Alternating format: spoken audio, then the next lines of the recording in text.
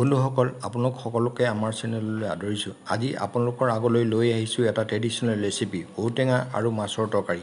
বন্ধুসকল আমি ঔটেঙাৰ তৰকাৰীখন গুটি কচু বা দুৰা কচুৰ লগত বনাম। আমাৰ ৰেচিপিটো অলপ বেলেগ ধৰণৰ বনাম, গতিকে ভিডিঅ'টো শেষলৈ চাই যাব। বন্ধুসকল আমি ইয়াত এটা ঔটেঙা কাটি টুকুৰা কৰি লৈছোঁ। এতিয়া টুকুৰাবিলাক ধুই এটা প্ৰেছাৰ কুকাৰত সিজাই ল'ম।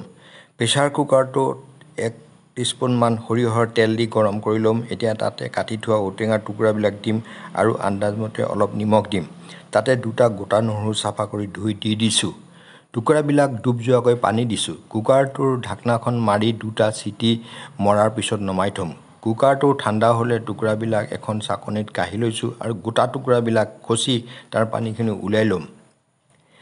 এটা বাটিত বেলেগে থৈ দিম আৰু ইয়াতে গোটা নহৰু 2টাও বেলেগে থৈ দিম।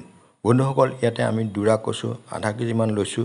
কচু গুটিখিনি চাফা কৰি ধুই গুচাই লৈছোঁ। এটা কেৰাহীত 1 টিস্পুনমান সৰিয়হৰ তেল দিছোঁ। তাতে 1 টিস্পুনমান গোটা জিৰা, 1 টিস্পুন গোটা ধনিয়া আৰু 2টা শুকান জলকীয়া আৰু এটা কেঁচা জলকীয়া দিছোঁ। বন্ধুসকল ইয়াতে 1 টিস্পুনমান আমি ক'লা জিৰা দিম।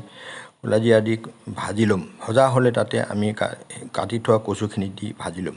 ইয়াৰ পিছত প্ৰেছাৰ কুকাৰত কচুখিনি দি এটা চিটি মাৰি ল'ম। কুকাৰটোত মাত্ৰ ডুব যোৱাকৈহে পানী দিছোঁ।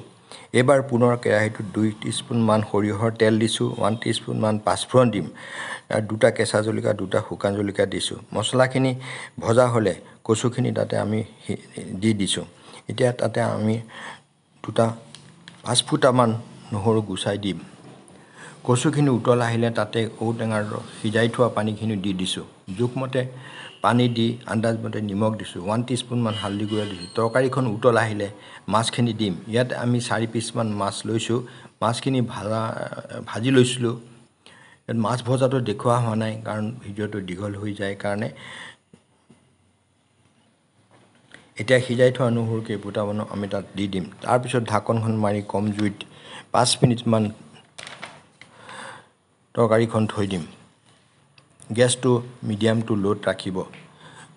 এতিয়া 5 মিনিটৰ পিছত ঢাকনখন খুলি চাব। যদিহে তৰকাৰীখন হোৱা যেন পায় তেনেহ'লে ঢাকনখন মাৰি নমাই থ'ব।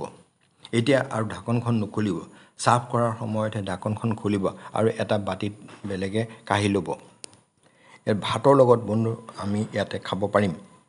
বন্ধুসকল আপোনালোকে জানে যে ট্ৰেডিশ্যনেল খাদ্যবিলাক আমাৰ দেহাৰ কাৰণে বৰ উপকাৰী হয়, সেইকাৰণে যুগ যুগ ধৰি চলি আহিছে। ইয়াতো আমাৰ ঔটেঙাটো আমাৰ দেহাৰ কাৰণে যথেষ্ট উপকাৰী। লিভাৰ আৰু হাৰ্ট সুস্থ ৰাখে, ব্লাড চুগাৰ আৰু ব্লাড প্ৰেছাৰ কণ্ট্ৰল কৰাত সহায় কৰে, ব্লাড শোধন কৰে আৰু ছালৰ উজ্জ্বলতা বৃদ্ধি কৰে। বন্ধুসকল এনেকুৱা এটা দৰকাৰী বস্তুৰে বনোৱা ৰেচিপিটো চাই আপোনালোকে কেনে পালে? যদিহে ভাল পাইছে আৰু উপকাৰত অহা যেন পায় তেনেহ'লে লাইক কৰিব আৰু ছাবস্ক্ৰাইব কৰিব। লগতে লগ বন্ধুৰ লগত শ্বেয়াৰ কৰিব আৰু দৰকাৰ হ'লে কমেণ্ট কৰিব। বন্ধুসকল ইমান পৰ আপোনালোকে আমাৰ লগত থকাৰ কাৰণে আপোনালোকক ধন্যবাদ জনাই আজিলৈ আহিছোঁ। থেংকছ ফৰ ৱাচিং।